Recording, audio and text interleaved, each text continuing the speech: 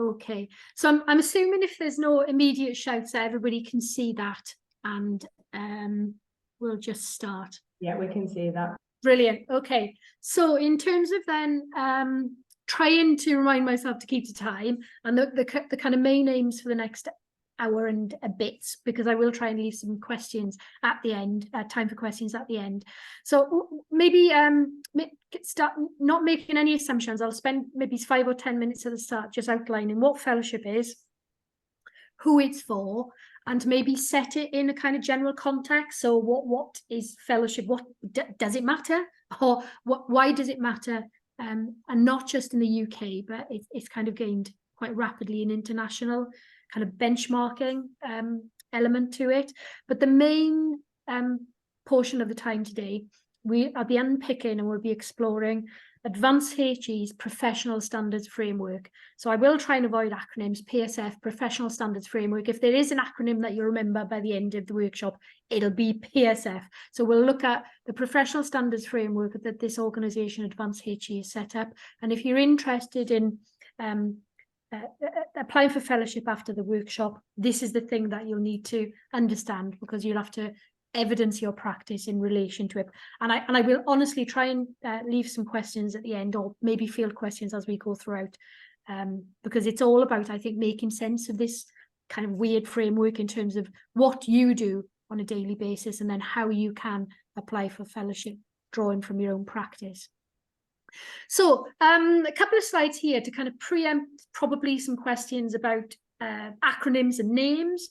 But for me, this slide here, if you go to my institutional website, so Northumbria University, and if you type in HEA or FHEA or Fellowship of HEA, you get nothing back.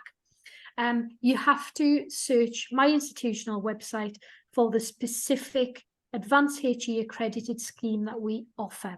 So searching for information, especially if you're trying to search for HEA on institutional websites, can be a little bit tricky. And it's because of the kind of potted history of where these names and acronyms come from. So AdvanceHE is the body that currently manages the professional standards framework that is all about getting you external professional recognition in relation to your teaching or your practice of supporting student learning. It's got the HEA bit because the HEA originally, I think it was back in 2006, set this professional recognition framework up and managed it. But in 2018, the HEA, along with a few other organisations, merged into AdvanceHE. So that's where those acronyms come from, HEA. It's a historical kind of leftover, but it's AdvanceHE is the current organisation. You still get Associate Fellowship, AFHEA, Fellowship, FHEA, Senior Fellowship, SFHEA, or Principal Fellowship, PFHEA.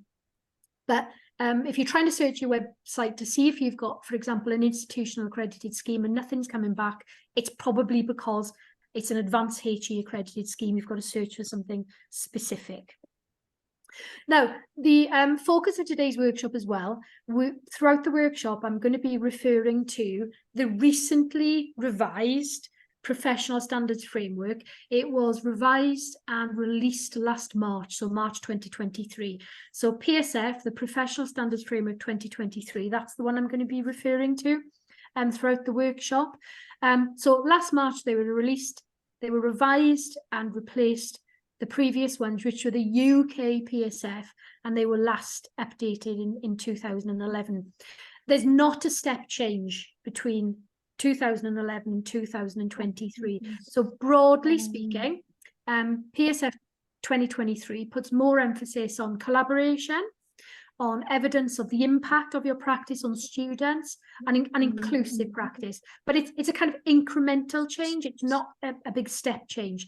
And I'm saying that because institutes which have an accredited scheme have until the end of this year to transition to PSF 2023.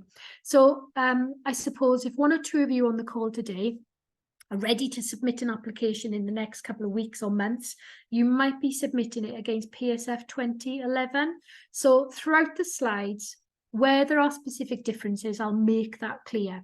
But I'm focusing on PSF 2023 because I'd imagine that most people on the call today, if they're interested in writing an application, will be doing that across the course of the next several months. And it's more likely that you'll be writing it against the most recent framework. I hope that makes sense. So, not to spend too much time on this, but maybe I'm preempting some questions, or I'm kind of maybe tackling some misconceptions that you might have already met from some of your colleagues, especially academic colleagues, in terms of who fellowship is for and what fellowship is. So these are not my words, these are cut and paste from the PSF 2023, and fellowship is formal recognition from AdvanceHE for being a HE professional who is effective at teaching and or supporting learning. So it doesn't say here fellowship is for lecturers, or fellowship is for academics who teach and mark exams. So the professional standards framework from AdvanceHE is a really, really inclusive framework, and it is inclusive in a number of respects. One is HE professional. So it recognises that it's not just lecturers or academics who teach students. There's lots of other people in universities who teach or support student learning. So there are yourselves, so technical specialist colleagues, but there are also professional support colleagues in things like career support teams. There are librarians who support student learning on a fundamental and daily basis. So the professional standards framework is very inclusive. It's inclusive of all professionals in HE who teach or support learning. And it's also, you don't have to teach. So it is the support and learning thing you should appreciate as well. It's also really inclusive of colleagues at any stage of their career development. So, for example, the main part of today's workshop will be unpicking in a lot of detail the professional standards framework and the criteria specified within it. And you'll soon come to realise that if you're really new to HE in terms of teaching or supporting student learning, then you might not be able to satisfy all the criteria. That's not a problem. One of the descriptors you can apply for is associate fellowship, which is the most appropriate for individuals who are relatively new and not that experienced as a HE professional. Right at maybe the other end of someone's career, they might be working at a cross-institutional level. They might not be giving, individual workshops or practicals or lectures or whatever, but they might be working cross-departmental or cross-faculty, and they might be influencing and impacting on lots of other people who then go on and support student learning. And so either senior fellowship or principal fellowship might be better suited to somebody whose practice is at that kind of impactful or strategic level.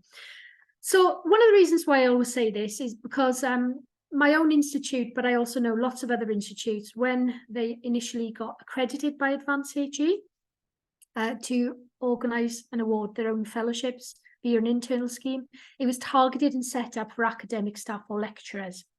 So you might have to kind of have some conversations that, so if you try and go and access your own institutional scheme, somebody says, oh, it's not for technicians, it's for academic staff, you might have to gently remind somebody, no, this is for any HE professional who is effective at teaching and or supporting learning.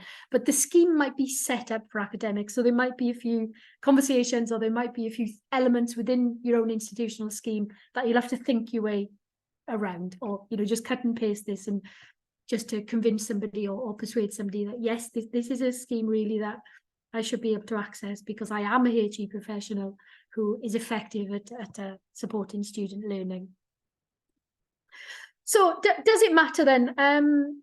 So for academics, and again, not just my own institute, but many institutes, if you don't already have fellowship of AdvanceHE, it is condition of your probation. So to progress from probation onto a permanent academic contract at my own institute, but I know lots of other institutes are the same, you have to gain Fellowship of AdvanceHE. And you'll see it in academic job adverts. So if you don't already have it, then you must get it as part of probation. And what I've personally noticed, and again, please chip in, is that it's creeping into a wider range of job adverts. So I've recently seen some job adverts for colleagues in career services, which basically says, again, you know, a desirable Fellowship at AdvanceHE, and if you don't have it, this is something we'd like you to get as part of your probationary period. I've not seen it in technician adverts yet, but I've not looked at technician adverts recently, so I wonder if anybody on the call has seen that, especially for technicians who have it built into their role descriptors that they do an element of teaching or supporting student learning. Does it matter then? So I put some kind of key kind of bits and pieces here. I checked the AdvanceHE website this morning, and as of July last year, so this is already a figure that's going to be out of date, there's over 174,000 fellows in 100 countries. So it's Fellowship of AdvanceHE isn't just a national benchmark for teaching quality in higher education in the UK, it's an international benchmark, so it means something. If you gain fellowship, it is a personal award and it is transferable between institutes or between countries. It increasingly means something in HE, not just in this country, but in lots of other countries. For me as well, once you see the criteria and we start to unpick them, when do we ever get time, not to get too philosophical about it, but when do we actually ever get time to sit down and think for a couple of hours or a couple of days, because depending on the descriptor you apply for, you have to sit down and think and draw together your practice. When do we ever get time to sit down and think, what do I do? Why do I do it? That's what you need for your application. But in terms of continuing CPD, what do I need to enable me to do it a bit better? So certainly when I wrote my fellowship application, I sat down, thought about what I did, why I did it. And then I thought, well, actually, so if I got access to this workshop and if my head of department supported me to go on that workshop, I could do X, Y, Z. So in my next appraisal, in the Northeast, there's a phrase called shy bairns getting out. In my next appraisal, I had a list of things that I wanted support from the department to do, but then I could also say, based on my kind of application, on my reflection, on my practice, I think that this would really positively impact on the students. I didn't get everything I asked for, but I got a few things. So I also quite like the professional standards framework and the process associated with gaining fellowship, which is all about critical reflection, to potentially get access to CPD, so continuing professional development. Now, I'm going to maybe pause there, and I'm just going to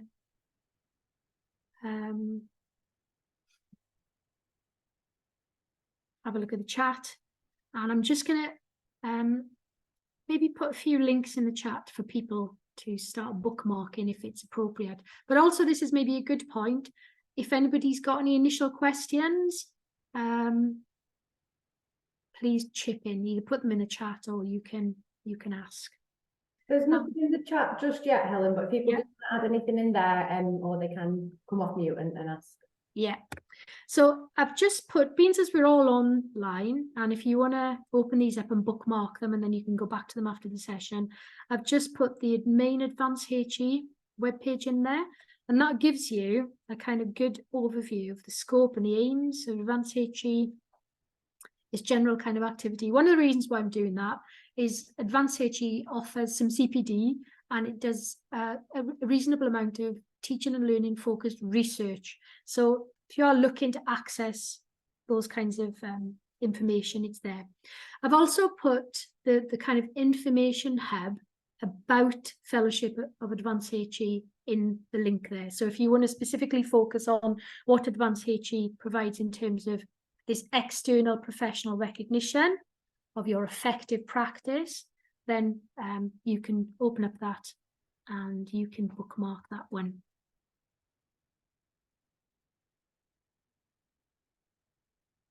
Okay.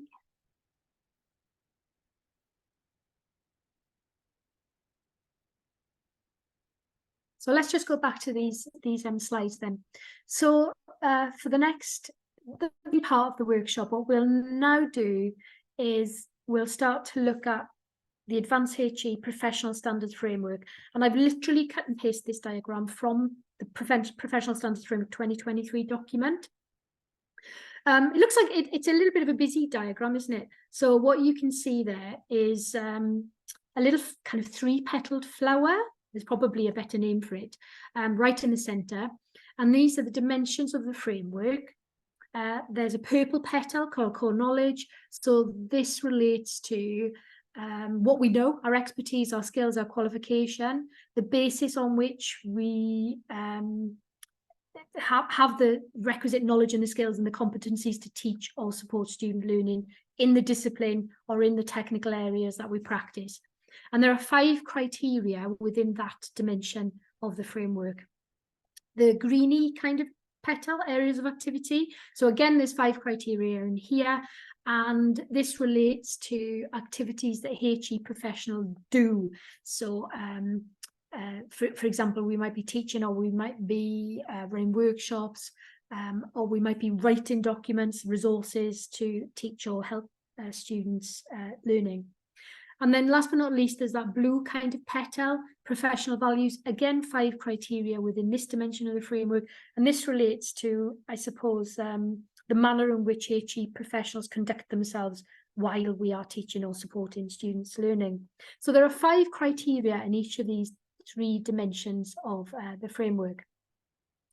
So 15 criteria in total, dependent on what you can evidence. So where can you draw evidence from in your practice? You can apply for one of 4 descriptors. So these are the outer circles of this diagram. And you can see that there's D1, D2, D3, D4. So there are 4 descriptors associated with this framework. And this relates to how specialized or how narrow your practice is, how broad your practice is, but it also relates to the amount of experience you've got. And so we'll unpick both of these elements. We'll unpick the descriptors and we'll unpick the dimensions, and hopefully it'll give you a good understanding of the process. I've just got a question in the chat that says, I have recently joined my current HE institution. Would the work I undertook at my previous institution be admissible in my application for fellowship? Yeah. There you go. So what in general, what AdvanceHE wants to see is that you remain in good standing. So currently, you're an effective practitioner. So if you've moved from one institute to another institute, generally, as a general rule of thumb, I would say if you're writing an application, try and use evidence from practice within maybe the last 5 years. Now, if you're applying for something like a senior fellow or a principal fellow, that sometimes requires you to start the story earlier to evidence your impact over a very sustained period of time, or how you've ended up in a certain position where you're influencing policy across an entire university, or maybe nationally or internationally. That doesn't come across, in 1 or 2 years. So sometimes if you're applying for descriptor 3 or 4, you do need to start the story a bit earlier. But generally for descriptors 1 or 2, you're thinking about evidencing that you remain in good standing. So thinking about practice from about the last 5 years is probably the best advice I'd give. So in terms of these descriptors then, so the outer circles of that framework, there are 4, and I'll come back to this again because I think it's worthwhile shuttling between the 2 elements. The descriptor 1, associate fellow, this is generally suitable for either newer colleagues or colleagues who don't have that much experience, so they're new to their careers in HE, or for specialized practitioners. So in my department, lots of the professors are associate fellows, because generally the best use of a professor's time is to come in and to give specialized lectures or to supervise undergraduate or master's research projects. It's not the best use of a professor's time to do lots and lots of general teaching lots and lots of general marking. The best use of a professor's time is to do that specialised research-led teaching, and then to apply for lots of lovely big grants and to write lots of lovely impactful papers. So yeah, generally newer or less experienced colleagues or specialised practice. And for Descriptor 1, you don't have to satisfy all of the criteria of the framework, because it takes into account you might be newer to HE, or you might be specialised. Descriptor 2 is Fellowship of AdvanceHE. You get the letters FHE after your name. And this requires a reasonable amount of experience, and it requires an applicant to evidence all of the criteria in the framework. So broad and effective practice rather than specialised. Descriptor 3, Senior Fellow. Now, what makes the D3-ness of this descriptor is these are generally very experienced practitioners, and the D3-ness, you're asked to evidence your impact on others who teach or support student learning. So you really have to focus there on how you influence the practice of others who are involved in supporting student learning or teaching them. And Principal Fellow are for very, very experienced practitioners who are influencing, who are working cross-institutionally. So it's what you have to evidence there is your strategic impact on things like institutional policy and practice. And it's more suited to people perhaps working nationally or internationally within a discipline area, or within a kind of competency. Okay. Now, even though I've got this on the slide, these are not levels, they're not hierarchical. You don't have to apply for Descriptor 1, then 2, then 3, then 4. You apply for the descriptor that best matches your practice. So they are categories, they're not levels. And I do feel obliged to say that. And I know, even though I'm saying that, lots of people will just ignore me and think about them as levels and hierarchical levels of that. But that's really not what they're intended for. And that's, not it. So in terms of some useful resources for you to try, I've done these myself, and colleagues, I always advise my colleagues to do them. They take maybe 10 or 15 minutes of your time. There are some category tools that AdvanceHE provides, and I'll just put the links in the chat. Means as we're here.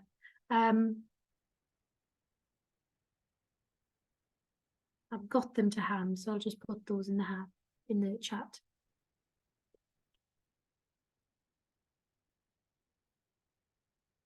So they ask a series of questions based on the professional standards framework criteria.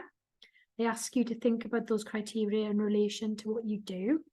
It takes about maybe 10-15 minutes, depending on how fast you type, I guess.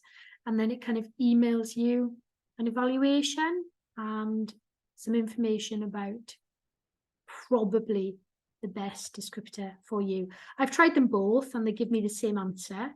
So there's no big differences between the 2011 and the 2023 tool, because again, there's no big differences between those frameworks. But both of those links are in the chat for you to try. You can open them up and maybe bookmark them and try them after the workshop today. It is worth spending some time and applying for the right descriptor. So I'll say it here because it's just popped into my head. If you apply for a fellowship and you do not get it, but you could have been awarded an associate fellowship, you don't get the associate fellowship, you just fail to get the fellowship. So part of the process, part of the application is you understanding the professional standards framework itself and the right descriptor for you. So it is worthwhile thinking which is the best descriptor for me, and then making an application for it. So any initial questions about the descriptor from anybody at the moment? We will come back to it, but any initial questions I can field? Otherwise, we'll move on to looking at the specific criteria within each of these 3 dimensions.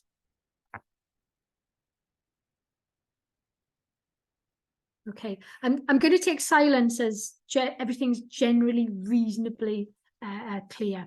So we'll take each of these dimensions of the framework, the 3 dimensions, one by one, and we'll look at each of these 5 criteria separately. And please, again, if you've got any questions, shout and I'll try and field them here.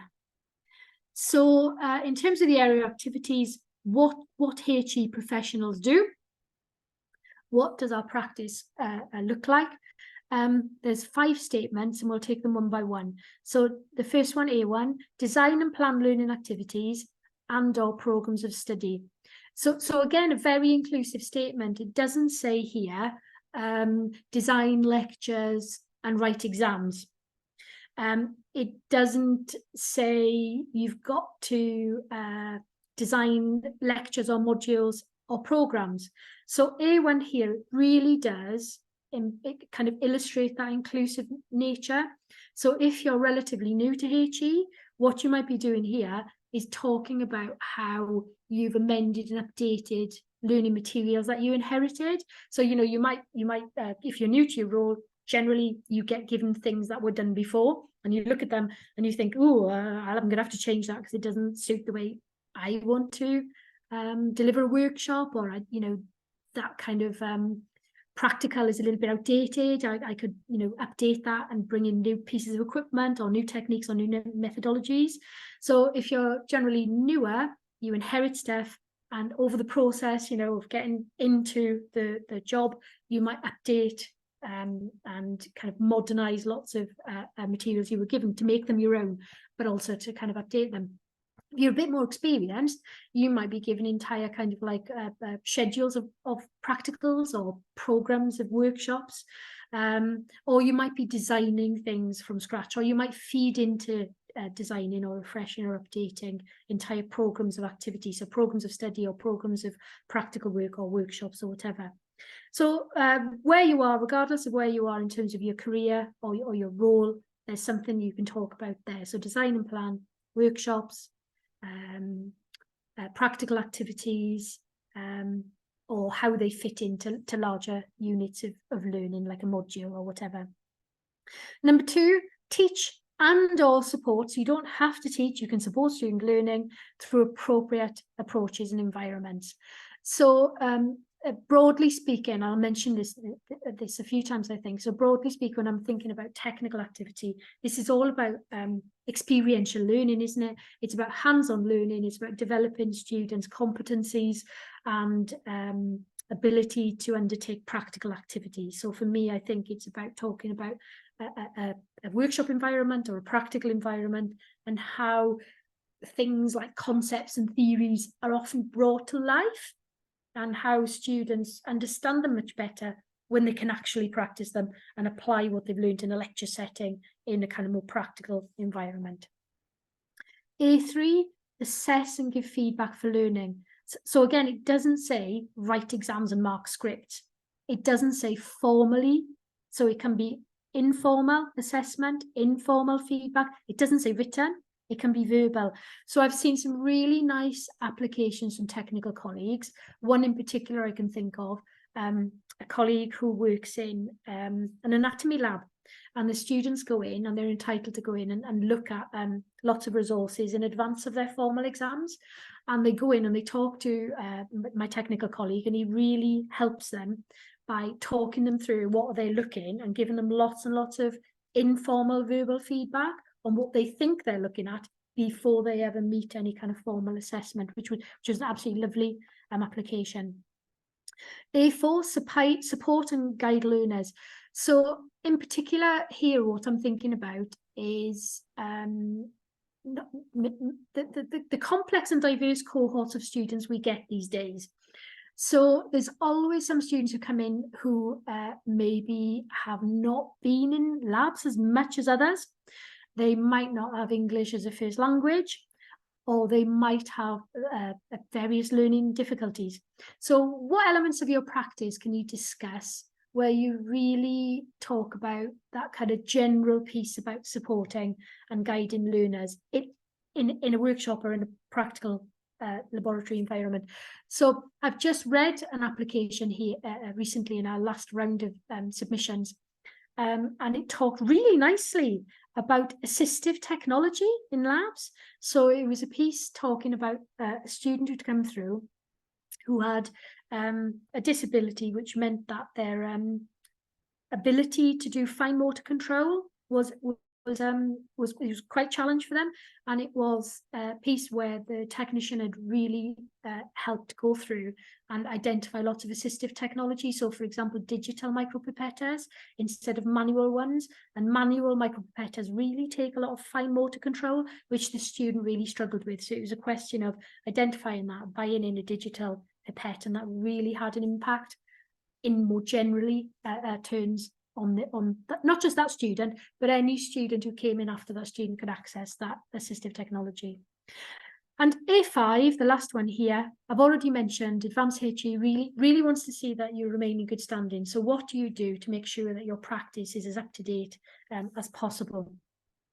Think about this one as a very much a broad church of activity, and also try to avoid taking for granted what you do on a daily basis. So especially if you are in a lab, if you're an operational manager for a lab or a workshop, most technicians are in charge of doing things like risk assessments or operating standard operating procedures.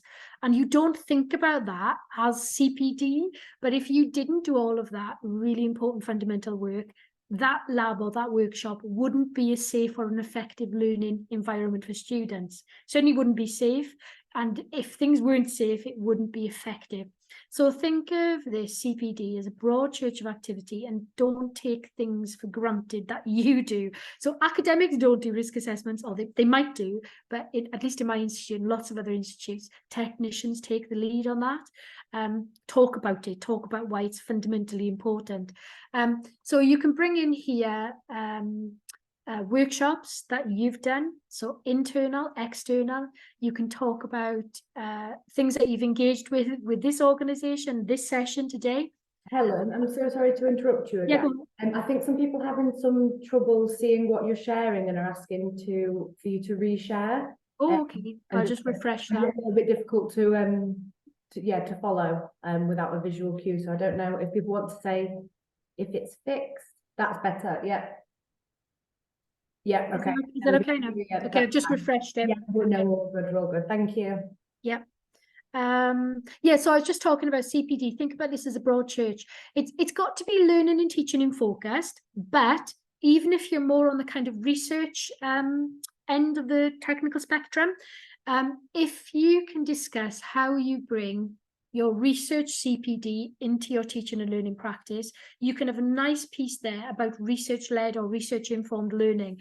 So again, I can think of a really nice application from an experimental officer in my department, and they are on the technical track. And what they talked about there was how their research and how the CPD they engage in to make sure that their research is as up to date as possible, how that really helped them devise and then supervise undergraduate and master's research projects, and how that really enhanced the student employability. So your CPD that you talk about in a fellowship application needs to be teaching and learning focused. So how does this impact positively on the student learning experience? It can be research oriented as long as you talk about it in the context of that impacting on the students' learning. So things like research projects for undergrads or masters. Right, I'm just going to pause there, and I wonder if anybody's got any questions about this first dimension of the framework or any of the criteria within it. So the 5 areas of activity A1 to A5. I'm just going to pause there. So we'll maybe give it just another minute, because I think people were struggling to keep up. And only because they couldn't see that slide and it needed, sorry, it's very loud. Refreshing. That's okay. Yeah. Yeah, so maybe just give it a minute, and then Andre's asked if the presentation will be available later for consultation, and I've said yeah. So if anyone does want to jump off mute and ask any questions, or do put them in the chat. So if I was just going to sum up some advice that I already mentioned, it's just a question of, it doesn't matter if you're new, if you're less experienced or more experienced, you discuss your practice in your specific context. And I can hear somebody hopefully can ask a question now.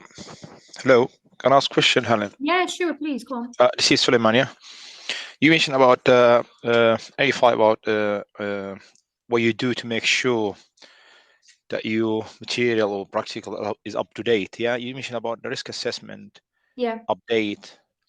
Is it possible to use, for example, yeah, noise assessment for the workshop, which we carry every year or every 2 years, and as an example? Yeah, absolutely. Because Okay. why wouldn't you? So part of this is you demonstrating your role in making sure that students have an effective learning environment. Okay, And good. you cannot have an effective learning environment unless it is a safe learning environment. And a fundamental part of that is appropriate risk assessment. So I'm guessing in your context, you work in a noisy kind of workshop or lab setting. Yeah. Frequently, you undertake periodic assessments to make sure that the risk assessments you do are suitable and fit for purpose, and make sure that they're up to date with current guidance and standards. So why wouldn't that be relevant evidence to support your claim that you support really effective student learning? Because you do. Okay, good. Yeah. Thank you. No worries.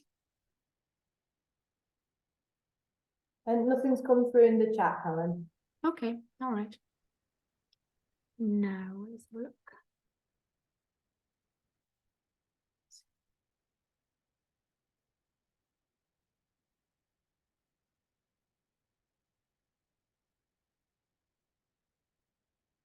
I'm just going to go back to my screen sharing.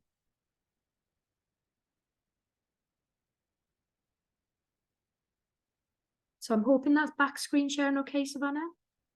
Yeah, you're sharing. Okay, I'll just double check that it is okay.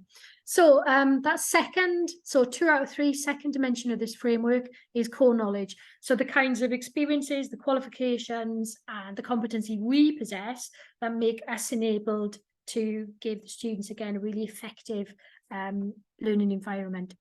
So there are 5 criteria in the PSF 2023, and this is a point of difference with the PSF 2011. So in 2011, there was a 6th K criteria, K1, and that has been removed. K1 was the subject materials. So basically, you had to evidence that you were you knew the subject you were teaching, so that they just removed it because it was a bit of a kind of implicit one. Anyway, so PSF 2023, 5 criteria summarized on this slide, and let's take them one by one. Please ask any questions or as and when they occur to you. So K1, how learners learn generally and within specific subjects. So how you could go about evidencing this kind of depends on how you conceive of your own practice. So for example, are you the biology technician, or are you the technician who specializes in analysis? The other thing you can talk about here is how you maybe feed into different programs. So I'm thinking about a colleague in my department, Sam. She's basically the analysis technician. So she teaches lots of different types of students, forensic science students, chemistry students, and some of the biomedical science students. She teaches the techniques of analysis, but in different contexts. So how learners learn generally within specific subjects, it kind of depends on what you do yourself. But there's lots of scope there to bring in your practice. Approaches to teaching, K2, approaches to teaching and or supporting learning, appropriate for subjects and level of study. So as well as thinking about the different cohorts of students and the different programs you feed into, here, don't miss opportunity to discuss how you teach or support learning for students who might be coming in on foundation year or the first year of a program. And we teach those very, very differently as opposed to students who are just about to graduate. So students on the final year of their study or on a master's program. So when I'm thinking about the kind of practical work I do, when I get foundation level students in first years, it's very much about teaching them the basics, the skills of what you expect them to do. They need to practice. They need to learn how to use equipment safely. And it's generally about, you know, basic methods, fundamental but basic methods. Whereas I'm thinking then about, you know, master's level students or final year undergraduate students when they're doing their research projects. I do not bother teaching them how to pipette. I expect them to know how to use that. It's then more about them developing a hypothesis and then thinking about what techniques do I need to do to actually come up with and test that hypothesis. So it's that kind of synoptic supporting learning piece that you're trying to do at higher levels within a programme. K3, critical evaluation as a basis for effective practice. How do you know that you're effective? And the emphasis here is on effective practice. So it doesn't say the best technician in the world. It's brilliant if you are the best technician in your department or university, but it doesn't say that. It says effective. It doesn't say the most popular. So it's brilliant if you are the most popular technician in your team or in the department, but it doesn't say, it says effective. How do you know you're effective? So what sources of feedback, especially from students, do you get that gives you confidence that your practice is effective? So in your applications, I would advise everybody to think about making sure that the student voice shines through. Don't get too hung up about, oh, how can I get access to module evaluation, formal module evaluation questionnaires? It can be more informal than that. So if students are giving you great feedback verbally, ask them if they wouldn't mind to just pop you an email, or you can ask your colleagues to send you an email with comments that they've either got from students or they've heard students say. But do think about including some kind of student feedback in your application. The student voice is important to hear. If you do get access to module or program evaluation feedback comments, brilliant, include it, but you can think a little bit creatively about getting that student voice into an application. K4, appropriate use of digital and or other technologies. So we do so much stuff online for students these days. You might want to focus on what ICT-based approaches you use to support student learning. So that might be putting standard operating procedures on some kind of intranet, or I read a really lovely application from a technician colleague in design. I'm in an applied sciences department, so this is a completely different faculty and department for me. And that technician had set up an Instagram page where she was showcasing her students' practice. So it was absolutely beautiful. I don't do Instagram. When I looked at it, it was fantastic. It was really showcasing examples of work from all the students that she was helping do their kinds of pieces on. And what that also did, as well as showcasing the students' work, is it gave loads of examples of and ideas for other students. So it was that kind of formative help for students who were worried and couldn't think about examples for their own kinds of projects. Doesn't have to be online. It says and or other technologies. So you might want to think about all the technologies you focus on in workshops or in laboratories or in clinical skills settings or in those very traditional hands-on practical learning environments. K5, the only thing I'd say about K5 is don't avoid this. So when I read academic applications, lots of academics try to ignore this one, pretend it doesn't exist, and often they get a bit of feedback saying, I think your application is great, but you do need to provide a bit more evidence for K5, so please could you do a minor amend on this one. So where does your practice sit in terms of making sure it's to a standard and or it can enhance student learning? So you might be thinking about, institutional requirements or regulations that you have to satisfy. So I'm thinking about risk assessments, you have to follow all those kinds of procedures and processes, but also practical work in a program is assessed. So how do the practicals or the workshops or the clinical skills settings, how are they assessed as part of the module or the unit? And where does your practice sit within it? So K5 is there. How does your practice fit in with quality assurance and enhancement? Please don't ignore it because an eagle-eyed reviewer will know what they're looking for and they'll think, I need a bit more evidence on that one. So I'm going to pause here and I'm wondering if there's any initial questions about this element or any of the individual criteria. A few questions have come in, which I'll just read out to you, and apologies if you can hear my computer pinging. I have muted, it doesn't seem to be working. So we've got one from Solomon who says, can we mention, and apologies Solomon, because I'm not sure what the final word is, but can we mention informal cuisinier? Is that right? Is that maybe? Sorry about okay, spelling mistake. Yeah. Can we for the K3? Yeah. Can we? But normally I evaluate if I'm effective with the students by at the end of the practical session or at the end of semester. Sorry, I ask them to fill a questionnaire. Oh, that would be brilliant. Yeah. If you do, To tell so me that's where I'm good at, what I'm not good at, yeah. Do you know about what the lab that's condition, other things. yeah, absolutely fabulous. And what that also shows is you being a really proactive practitioner. So you're actively seeking feedback, and then you can bring that into an application to talk about how you take, you've got concrete evidence there of whether you're effective.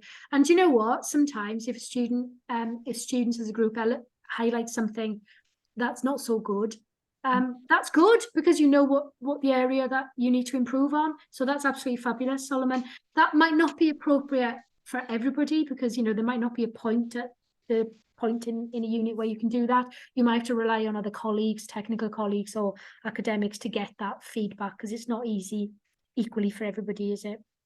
Yeah.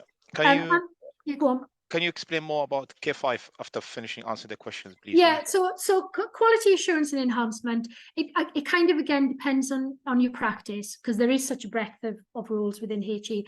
But especially if you're a technician in a workshop or a clinical skills centre or a laboratory or something like that, those kinds of activities, because they're so resource intensive, are often associated with some element of module assessment. And certainly there are QA procedures associated with assessment.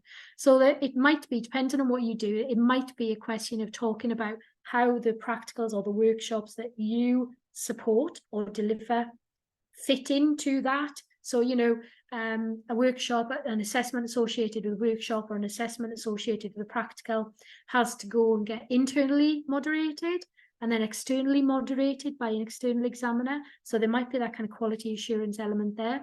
Or students might not be able to come into a lab or a workshop unless you can document that you've done all the risk assessments, all the cost assessments, because there's that basic assurance that has to be met by a technician. So I can't really go through an exhaustive list of everything that could fit into K5 because it really does depend on what you specifically do. But I think what I'd say to everybody is don't ignore it if you're going for descriptor 2, 3 or 4, because descriptors 2, 3 or 4, you have to satisfy all of the criteria. Don't close your eye and pretend there's not a K5 there. And then we've just got 2 more questions, Helen, if that's okay. And apologies, Solomon, I thought that might be a science-based word that I didn't know. I probably could have worked that one out myself. From Angela, does feedback have to be documented? So be creative, Angela. So if you can get access to documented feedback, like Solomon, who does his own kind of mini kind of evaluations, that's brilliant. But if it's more difficult for you and lots of other colleagues, then be a bit more creative and ask colleagues to send you feedback that they have heard about your practice. Or if you feed into modules and the module lead, you could ask the module lead to maybe send you relevant feedback or just send you the feedback and then you can extract the relevant bits. So you don't have to submit, the module feedback questionnaires. And be creative in terms of how to get that kind of, but do try to bring the student voice into an application because it should be a student-centered process. And then I can see the chat now. Yes, yeah. Actually. So I can see Richard's question about historic. So the applications will be word limited, and they might vary between institutes. I can talk about the word limits associated with my institute. And in terms of the focus of most applications, it should be on evidence and you remain in good standing. So practice within the last 5 years, I'd make the recommendation for descriptors 1 and 2. For descriptors 3 and 4, senior and principal fellow, you might have to start the story earlier but the main emphasis should be on evidencing you're remaining in good standing. So if you're very, very experienced, and again, I'm thinking about a colleague at Northumbria, sometimes it's a question of, so if you're new, it's sometimes a bit easier because, you know, if you've only started in the last year or something, you've got one example to think about. If you're very experienced and you've been in HE for 20 years, it's sometimes a bit more of a challenge. Which one of my examples will I choose to talk about? Maybe choose something from the last 5 years. Let's have a look at the questions. So I can see one from Serena has just come in about a nomination for an award. Congratulations, Serena. And I would definitely bring that one in. Yes, blow your own trumpet wherever possible. Are there any other questions that I've missed? Let's have a look.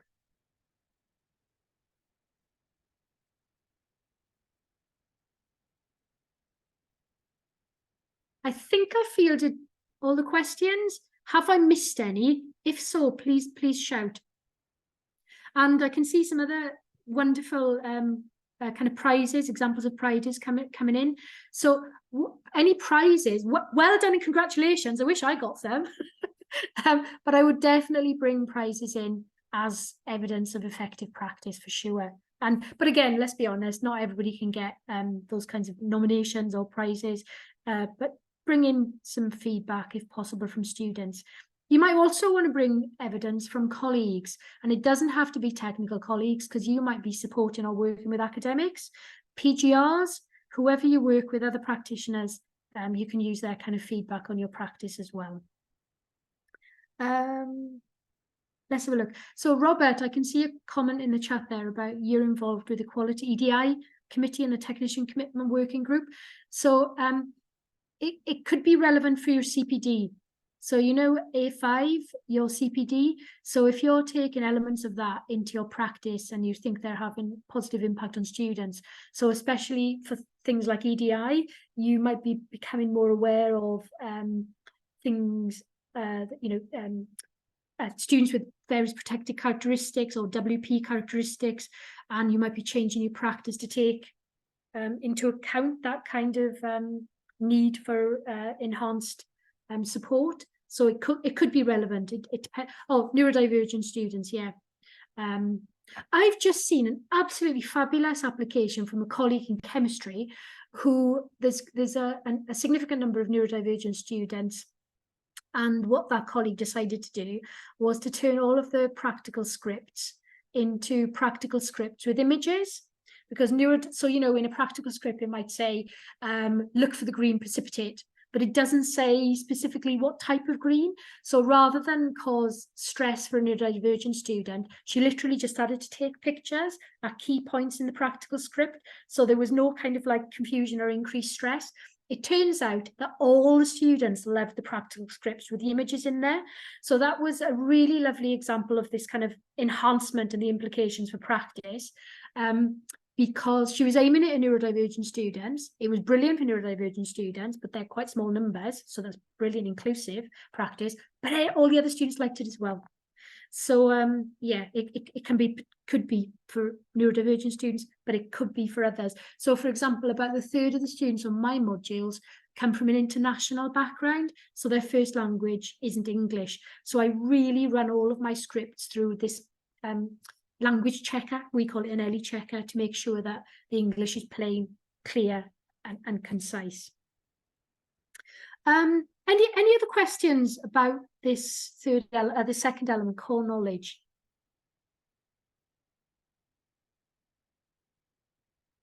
Okay, I'm going to take relative quiet for relative everything's okay so far.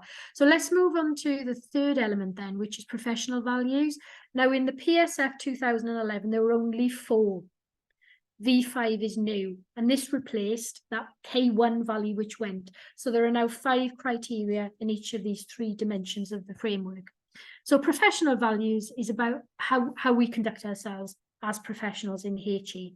So again, in your context, it's about V1, respecting individual learners and diverse groups of learning. So really what I'd say about all of these is I can't remember the last time where I had a cohort who all kind of came from the same background. So if you are in an institute where you still get entire cohorts consisting predominantly of 18-year-old 3 A-star students, good for you, but I don't recognize that context at all.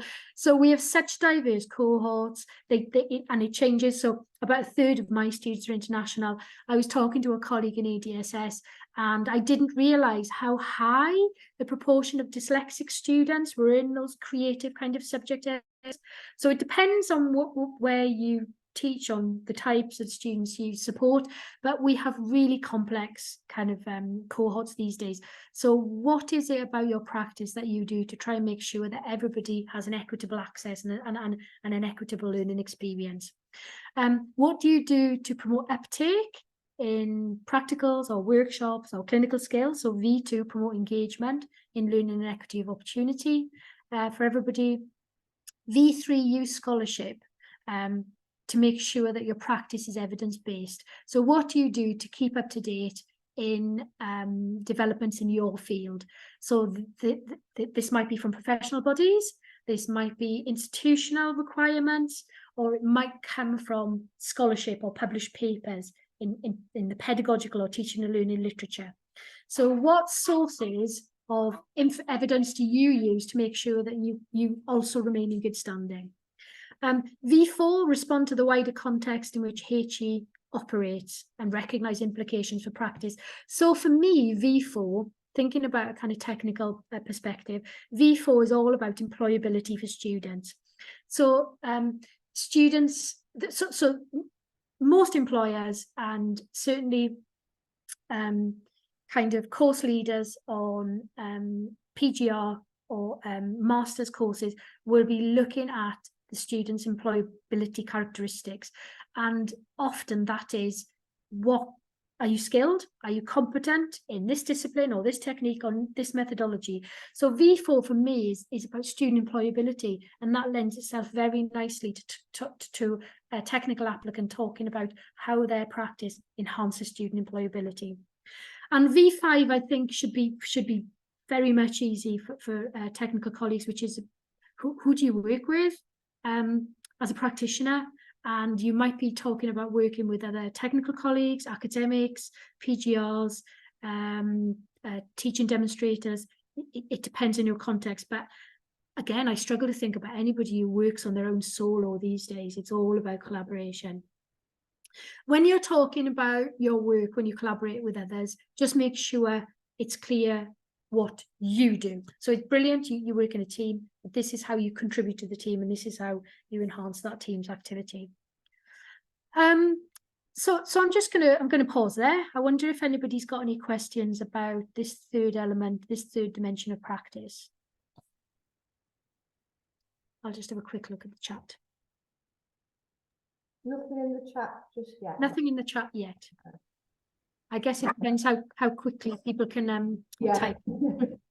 Under pressure.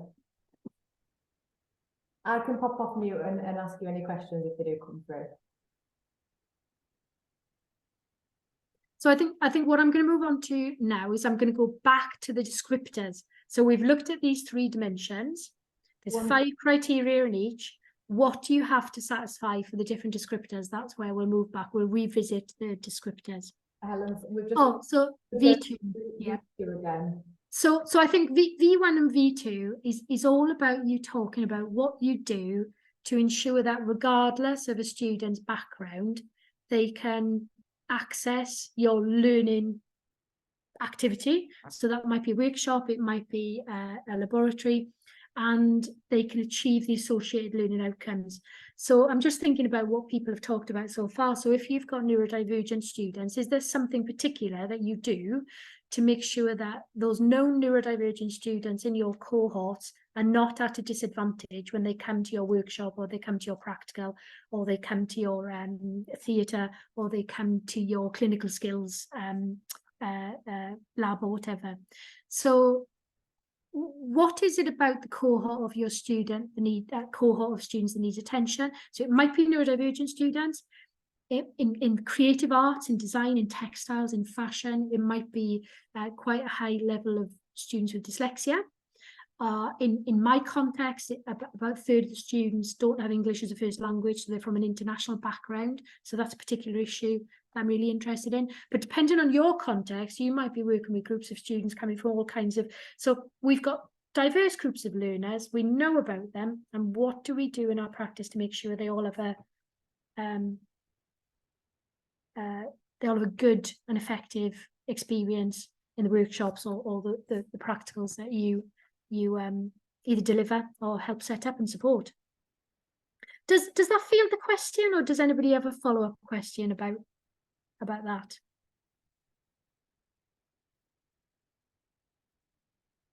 Oh, so Lisa, how does V1 differ to V2? I think they're very much overlapping. I suppose V2 is a bit, you could bring in things for V2, you could bring in things like, do you engage in outreach? So maybe what do you do to bring in a wider set of students? So was it Richard who said that he'd started to attend, or he was a rep on EDI? So there are things like outreach or widening participation. Those are activities that are designed specifically to bring non-traditional learners into the university. Especially coming from things like WP backgrounds. So my own institute has got this name on, it's called a lighthouse or an anchor kind of institute. And we do a lot of outreach, a lot of activity, and we tend to target it at communities which don't maybe sometimes get those enrichment activities or opportunities in schools, or it might be difficult for them to come to university for a range of reasons. So we will then go out, and we will justify then go out to those schools because it might be more difficult for them to come into the university. So there's depending on your practice, depending on what you do, the different types of students and the different elements of your role, you can hopefully see how you can slot them into these different criteria.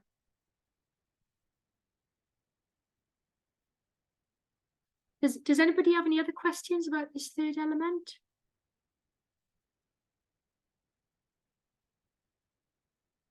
Okay, so if we go back to the descriptors, so these 4 descriptors, the dimensions of the framework, these little 3 petals in the middle, and there's these 4 possible descriptors around the outside. Let's take them one by one to put them in context. So descriptor 1, generally for colleagues who might be new to HE, less experienced, and or specialised practitioners.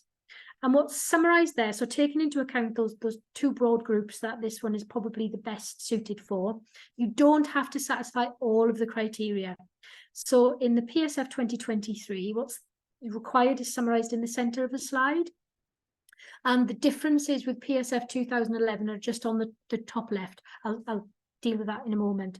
So PSF 2023, in an application to that, you need to talk about 2 of the 5 areas of activity, any 2, and at least in my experience, what I'd recommend you is to pick 2 and to talk about those 2 in some detail rather than to talk about more in less detail. So I would go for depth rather than breadth. So A1, A2, develop things and then evidence your effective practice in relation to it.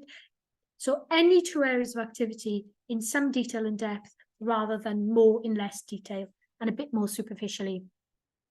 You also have to talk about minimum K1, K2, K3. So those 3 core knowledge. You might bring other elements in, but you've got to cover those at a minimum.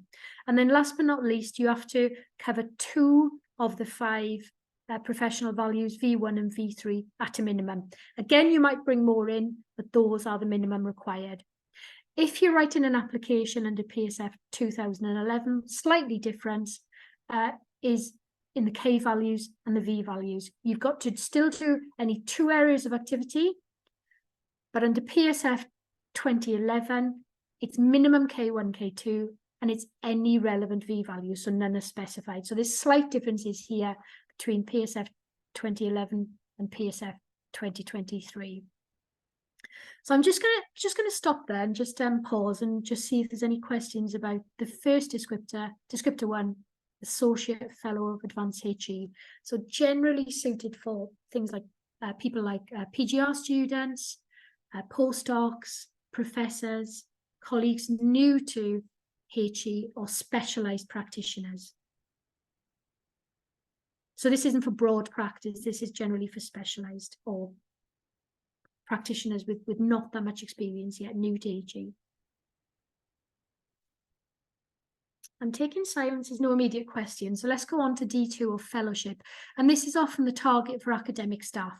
And this requires a reasonable amount of evidence, because what you're expected to do in a fellowship application is evidence that your effective practice is broad. So what you're asked to do is draw and evidence your practice in relation to all of the 5 areas of activity, all of the 5 areas of core knowledge, and all of the 5 professional values.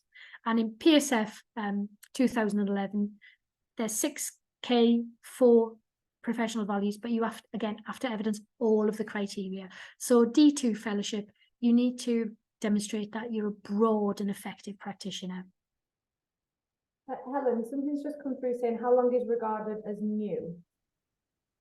And maybe I shouldn't use new, I should use level of experience. So you might be new, relatively new, but you might be teaching full time. So you build up your experience to satisfy those criteria quite quickly. So it's the level of experience that matters, because what you need to do is bring in evidence from your practice. So if you can do that within, I don't know, 6 months or a year of joining HE, good, that means that you must be doing a lot of activity quite quickly, whereas other people, it'll take them a while to build up that level of evidence to write an application.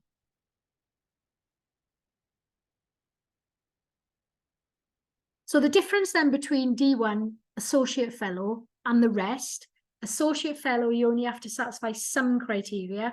For all of the other descriptors, you have to bring in evidence from your practices to satisfy everything. So it's broad. So the thing about D2 is it's broad and effective practice. D3, so D3, you have to be a really quite experienced practitioner here. You have to bring in evidence from your practice to satisfy all of the criteria. And in addition, the D3-ness, what you also have to evidence is this, you can see on the slide, you have to evidence that you've got a sustained record of impacting on others who teach or support student learning. Sustained generally means, at my institute, but I'd imagine it would be similar elsewhere, what you're looking for there is at least 3 years of evidence of impact on others. It doesn't specify who you're impacting, so it could be technician colleagues, it could be academics, it could be PGLs who teach, but it has to be colleagues who then go on to teach or support students learning. So this is about you showing that, as well as you being a broadly effective practitioner yourself, so you have to bring in evidence to say that I'm still remaining in good standing in relation to all of these criteria of the framework. As well as that, you've got some element of leadership. It doesn't have to be in your role descriptor or your title, but if that is what you do as a practitioner, so if that is what your practice is based on, then you can evidence that D3-ness. So you influence others in their practice. So that's the difference between fellow and senior fellows, so Descriptor 2 and Descriptor 3. Can technicians become senior fellows? Absolutely. I've mentored 3 of my colleagues, technical colleagues, through to senior fellowship, and there's another 2 on the way. So again, this might be an area of misconception or confusion, especially amongst academic staff. So I'm certainly aware the first technician I mentored through to senior fellow at my own institute, she got really incorrect feedback from one academic reviewer of her application. That academic reviewer rejected the application on the basis that the applicant was a technician. So there was a misunderstanding there on the part of the reviewer. So we can go back to slide 1. What is fellowship? Who is it for? It's for any HE professional who is an effective practitioner. So there's no blocks in the framework for anybody to gain Descriptor 3 or senior fellowship. Helen, just another question from the chat from Andrea. Yep. So let's say I apply for D1, how long do I have to wait to move into D2? Andreas, there's nothing in the framework that specifies a minimum time between applications, but if you've got evidence to satisfy D2, you don't have to apply for D1, then D2. If you've got evidence to satisfy D2, apply for D2. So it's not a hierarchical framework. You apply for the descriptor that best matches your practice. It's important to apply for the right one, because if you apply for D2 and you don't have enough evidence, you won't get D1 because you've misunderstood the framework. So it's important to apply for the right one, but you don't have to progress through the framework. You apply. So, for example, when I applied for fellowship, I've only ever applied for one level of fellowship, and that was D3 senior fellow, because by the time I got round to writing my application, it was years and years and years before I got to the top of my list. And by the time I applied for fellowship, Descriptor 3 best matched my practice. So the D3-ness, this sustained record of impact on others, at least 3 years, that best matched my practice. I just applied for senior fellow and got it. Does that make sense, Andres? Or have you got a follow-up question? Yeah, that makes sense. Yeah, okay, yeah. But if you get any colleagues saying, oh, technicians can only go for associate fellowship, or technicians can only go for fellowship, I'm afraid that's a misunderstanding of the framework.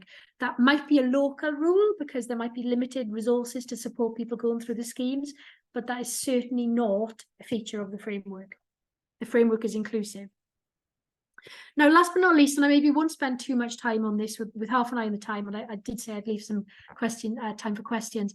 Principal fellow, and one of the reasons why I probably won't say much about this is because I think if somebody's in the position to go for principal fellow, they'll probably already be a fellow or a senior fellow and probably just cracking on with it. But maybe thinking forward for some colleagues on the line, it would be wonderful to think that somebody today might go for principal fellow in the future. This is for individuals who are working, very, very experienced individuals who are working strategically across an institute, probably at a national or international level. So at the kind of level where you're setting policy or practice for a discipline area or a specific branch of practice like employability or something like that. And again, just to re-emphasize this point, principal fellowship is for any HE professional. So I know that one of the first principal fellows in the country was a librarian. It wasn't an academic, well, there were some initial academics, but one of the first principal fellows in the country was a librarian. Now, in terms of applying for fellowship then and open it up for kind of general questions, some institutes, in fact, many institutes are accredited by AdvanceHE to award fellowship via an internal scheme. And the advantage of this is that it's usually free for staff, so it avoids the application fees. And depending on whether your institute is a member of AdvanceHE or not, application fees range from associate fellow, I think it's either £150 or £300, depending on whether your institute is a member of AdvanceHE or not, up to, I think it's about £1,000 or £500, I suppose, because it's 50% off if your institute is a member of AdvanceHE. So it really is kind of pricey. Saying that, you can apply directly to AdvanceHE if you prefer to do that, or if it's a better option for you.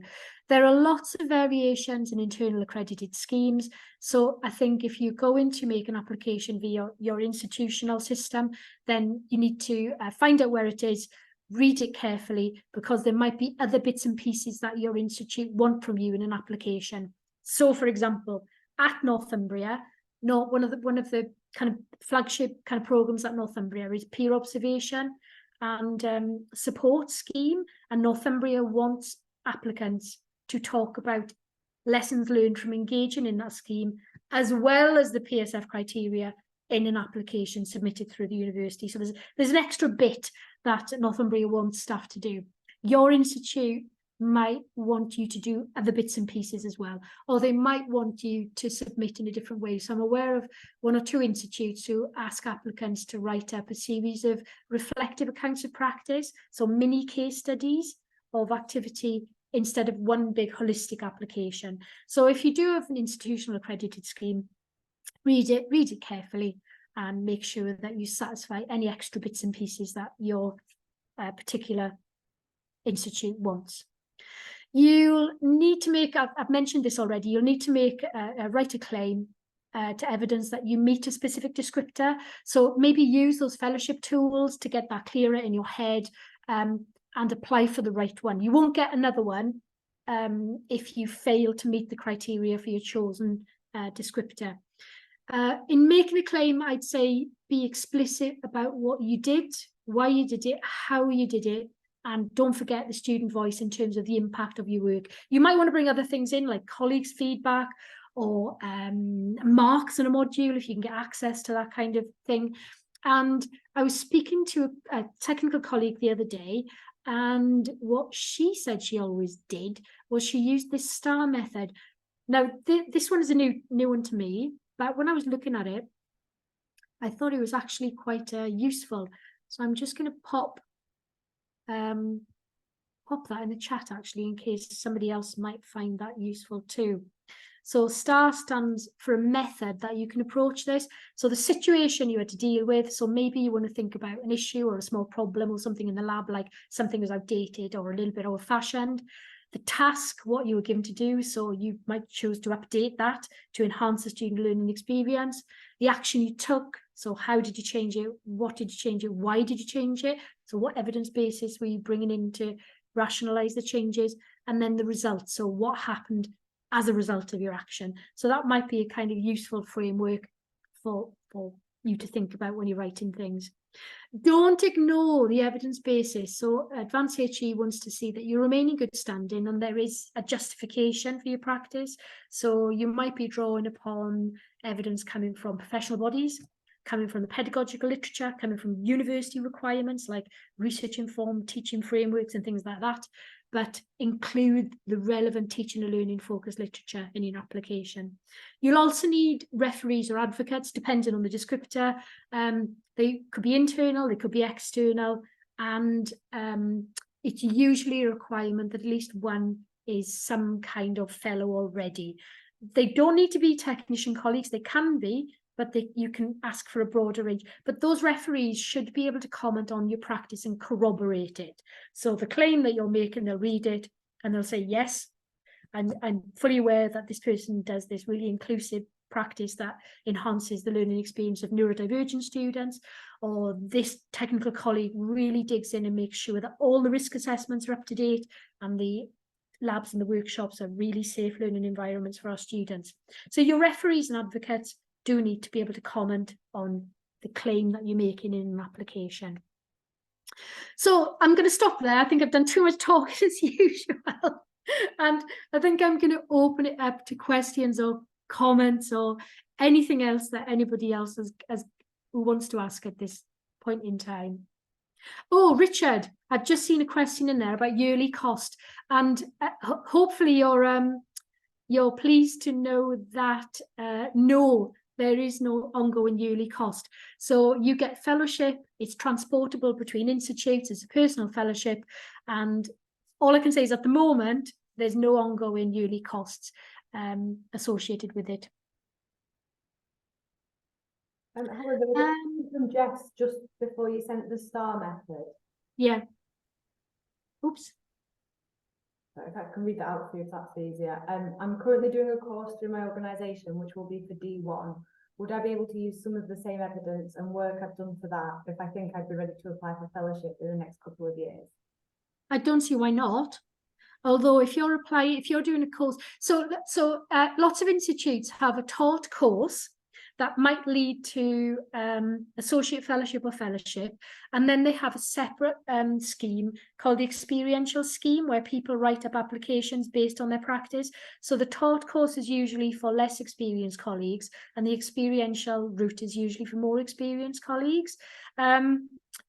Often technicians are not prioritised in terms of attending the taught course. So it is sometimes a question of applying for the experiential route once you've accumulated enough evidence from practice. But I don't see why you can't use the same evidence for both, because by the time you think you're ready to apply for fellowship, your practice will have evolved and there'll be more evidence you can talk about. So it won't be exactly the same. It'll be a bit different. You can evaluate it more fully because you'll have run it through maybe 1 or 2 extra academic years. Let's have a look. Amanda's got a question there about 2 referees. Yeah, Amanda, I was in exactly the same boat as you when I applied for my fellowship. So I got mine, gosh, nearly 10 years ago now. And I was working mostly with technicians to update various skills modules and courses. And not only were not very many technicians externally recognised then, but not a lot of staff were recognised then. So what I think it's good to do there is to have a discussion with your scheme leader. And in my case, instead of submitting 2 referees, I submitted 3. And that was considered to be extra evidence of practice because there was a lack of fellows there. So yes, you might be struggling to get a technical colleague who you work with fellowship. Chat to the course leader, explain your context, and maybe go with a potential solution, and you make her say no. And if she says no, the kind of the emphasis then is on her to come up with an alternative solution. So yeah, think about that, I think. I can see a question from Lisa about yearly registrations. No, Lisa. So at the moment, you apply for some flavour of fellowship, you get it, it's portable, and that's it. Helen, just jumping back to the question that Amanda posted, or the comment Yeah. posted, and I might be shooting off and completely into the dark here, but how much time would your referees have to have spent with you in practice? Because I think we're probably in quite a unique situation with the NTDC and similar partnerships where there could be shadowing in place, and that's something that potentially we could facilitate if it met those requirements. Yeah, so I can talk about what happens at Northumbria to give you an example of practice. So at Northumbria, we've got this peer observation and support scheme, and academic staff are required to engage in 2 rounds each year, which basically means that as a member of staff, I have to observe or support twice a year, and I have to be observed or supported twice a year. So there are 4 activities there: me doing the observing or the supporting, and then my partner observing or supporting me. And that's required to be sufficient to write a reference for somebody who's applying for fellowship. So I think that's an example of practice. Technicians at my university are not required to engage in POS. It's an academic scheme. Again, I think it's a bit of a blinkered approach, and we're trying to broaden that out to people. But my advice to technical colleagues at Northumbria is to think about, again, bringing in 2 rounds of some kind of peer observation and support in your context. So that might be attending technician meetings, it might be actually attending practical meetings, slightly different from technical meetings, because in a practical teaching meeting, you might have PGR students, you might have other technicians, you might have other academic staff who are all involved in that round of activity. So think about maybe 4 points of activity to mirror the academic scheme. And if it's okay for academics, why wouldn't it be okay for technicians? So something like that, in that order of magnitude, where people can come in and they have snapshots, and then they can talk about your practice with reasonable confidence in their reference. Does that make sense? That makes sense to me, but I'm not the target audience there. Yeah. So what I would say about references, I really would try and get a reference from a referee who knows your practice, and they can comment on your practice. It's lovely if you get a reference and they say, "Oh, Helen's a lovely person. She always brings me a cup of tea, and we have a good gossip on Friday, and she's really funny." Actually, that's really nice to hear, but that does not comment on my practice being effective. So really try and get somebody who can comment on your practice, and please ask them to comment on your practice. The point about institute asking for at least 1 referee to be some kind of fellowship is that person can then comment about your practice in the context of the professional standards framework, so they can really dig in and say, well, in the context of A1, I know that so-and-so does this because they've been through the scheme themselves. If that's difficult for you, then ask the scheme leader to say, look, pretty tricky for me because I'm a technician. I work mostly with technicians. I'm going to be maybe the first one through with my lead. So is it okay if I do this in terms of my referees? And ask them for their advice.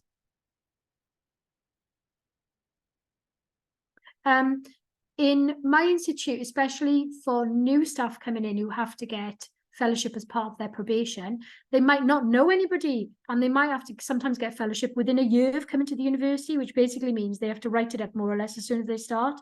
They often get external references. So again, if you're working with external networks, you could think about external references and just double check that that's locally allowable. I'm just thinking if people are part of any of the networks that we have in place, or even just part of the NTDC partnership in general. There's, you know, over 45 universities there, so I'm sure within that bank of people there will be some kind of collaboration possible, particularly if we were to set up one of these workshops. Yeah. And that's, if it was allowable, that we could potentially facilitate. Yeah, absolutely. Yeah. Yeah, I think that's a really good point. So if it's really tricky locally and somebody might be working in, you know, kind of an inflexible scheme, and they really want one of your referees to be a fellow, then it's chicken and the egg, because unless you're a fellow, you can't start to build. So in that context, if it's really inflexible, then you might have to look externally. So it would be a good opportunity if you could set up a kind of external network that you can draw upon that expertise. Is there anything, because I know people are very busy, is there anything in the chat I've missed, Savannah? Or has anybody got any other questions or a follow-up question? I don't think I've missed anything, but please, if I have, someone can let me know. Oh, I think a new one's just come in. Can you just evidence formal students, or can you use training for other staff?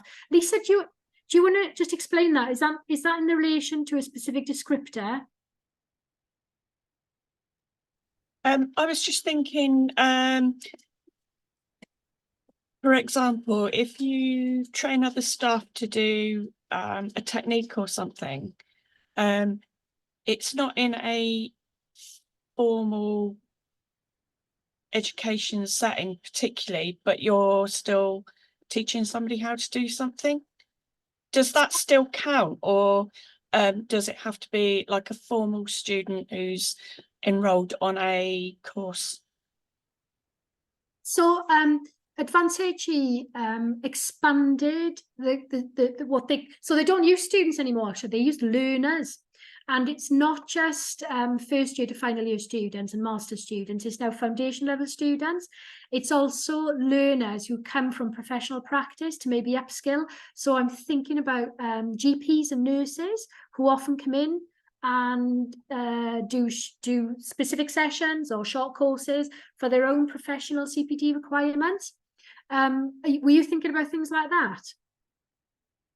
So all of that these days counts. What also counts at I was thinking more like if we had a new starter, for example, a new starter technical member of staff who came in and needed to learn how to do a new technique or something. Oh, okay. Would training those guys, would that count? Or okay, so Lisa, right, so what I'm hearing there is, so I'm guessing that you're a reasonably experienced technician, and when a new member of technical staff comes in, you're the best person to mentor that technician in an area of practice. So if you're involved in teaching other technical staff or other PGR students involved in teaching, or other academic staff involved in teaching, so you're training them up in methods and techniques, and they are then going on to deliver practical classes or workshops using those techniques. That's actually evidence for D3 senior fellow, because that's showing you influencing the practice of others. okay. Does that That's make cool. sense? Yeah, I think so. Yeah. So all right, thanks. yeah, that's evidence of D3. Okay, great. That D3-ness.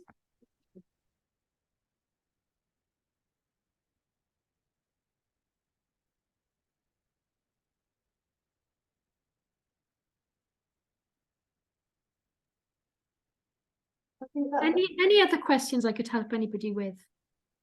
that looks to be everything from the chat for now, Helen. I was just wondering, before people jumped off, if you could maybe just describe how the workshops that I'm going to email people about have typically looked from your experience. Yeah, so what I would generally do, so after today's session, if you're interested in submitting some kind of fellow application, maybe a good starting point is to have a big cup of tea, maybe a piece of cake or a scone, whatever your preference is, get your sugar levels back up, and then try out one of those PSF tools. So which you might have got some ideas as we've gone through today already about probably the best descriptor for you, but why not consolidate your initial perception by going and checking out one of those tools? So they'll ask you a series of questions surrounding the criteria, you'll fill it in, and then you'll get an email back saying descriptor 2 is probably the best one for you, or descriptor 1 or descriptor 3 or whatever.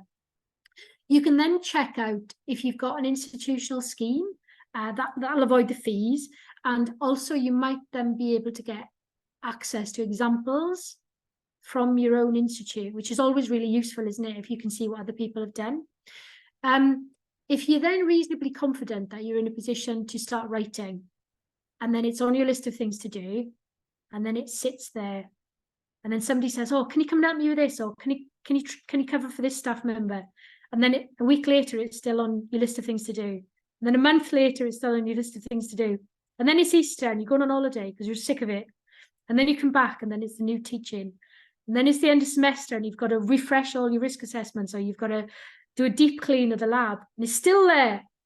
So I think the worst thing is getting things up the list and prioritizing your own career development. So what I've done at my institute is literally just have a 2-hour writing workshop where we come in, you come with all of that stuff buzzing in your head, but blank bit of paper. And at the end of it, you end up not with a fully written application, because you're not going to do that in 2 hours unless you can speed type and stuff like that. But you'll end up with a plan of what evidence you're going to use to satisfy which criteria. Importantly, any gaps that you need to go away and think about filling in. But hopefully you'll have a written out plan of what to do to finalize it. So I'd say probably about another 1.5 hours, 2 hours, something like that, to sketch out a plan and a draft application, hopefully. And Helen, is that something that we could do online? Yeah, absolutely. Yeah.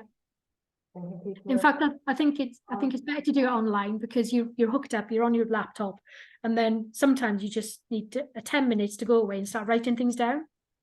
And then you think you know what you're doing, but you come back after 10 minutes and think, actually, I don't know what I'm doing. I've got another question. The other thing about that, I think, is especially because there's so many colleagues on the line, the wisdom of crowds. So if you're struggling with something, somebody else is going to be struggling with something, or they're going to have ideas for you to think about or try. So it's that kind of collective knowledge thing, I think, is also quite brilliant at times.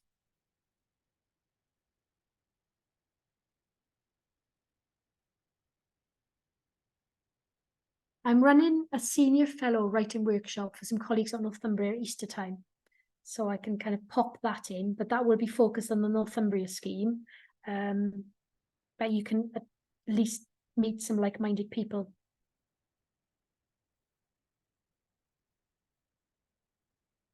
So there's a question there from Andres, I think, that's come in terms of a forum or a place to ask these questions. So I think, Savannah, that's what you're suggesting in terms of setting up, isn't there? You're suggesting on setting up a network for exactly that. Yeah. Yeah. So what I'll do is when I send out follow-up information from this, I'll also send it to people who attended back in September, because it's been discussed kind of in between these two sessions. And in that, I'll just kind of gauge interest, whether it be a mailing list that people can ask questions directly in, and then from that we'll potentially develop an online session, a kind of writing session. I say we, that's the royal we, and Helen, you'll be, I'll just be in the background. But yeah, I think having that kind of email thread where people can pop questions in and help one another, and they aren't tied to that certain time out of their week where they might potentially be teaching or in training, or otherwise engaged, then yeah. So Andrea, I think that is the plan. Moving forward, and that can be ongoing as well, so people can dip in and out, new people can join. Okay. So if there's some interest in that, Savannah, I'll twist the arms of some of my technical colleagues to come along. So I can be, what was your phrase? Slinking in the background. I quite fancy that. I quite fancy a bit of slinking. So I'll twist the arms of some of my technical colleagues who've got senior fellowship, and they've either done associate or fellow and then senior fellow, so they've got a broad kind of experience.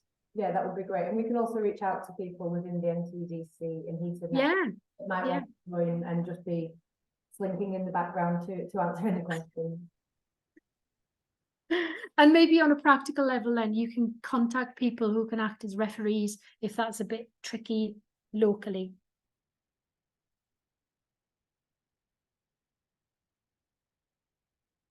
Have some new questions come in the chat? Oh no, okay. Yeah. No, just comments. I think is that everything from everyone's questions? If so, I'll just stop the recording. Okay, I'll stop the recording now, so anything from this point won't be recorded.